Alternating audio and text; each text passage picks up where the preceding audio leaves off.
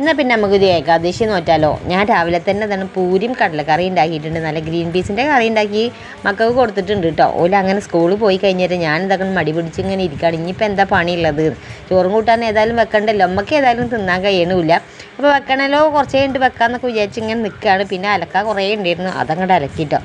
അതും കഴിഞ്ഞാൽ വേഗം അടുക്കളയിൽ വന്നിട്ടുണ്ട്. വേഗം ചോറിന് വെള്ളം വെച്ചു, അരി കണ്ടിട്ട് അതങ്ങോട്ട് തിളപ്പിച്ചെടുത്തിട്ട് ഇനി ഒരു കറിയും കൂടി വെക്കട്ടെ. കുറച്ച് ചിക്കൻ ഉണ്ട്, അതും കൂടി കറി വെക്കണം. ഈ വീട്ടിൽ ഇതാ 2 ആണുങ്ങളുണ്ട്. ആണുങ്ങൾക്ക് 2 നോമ്പില്ല.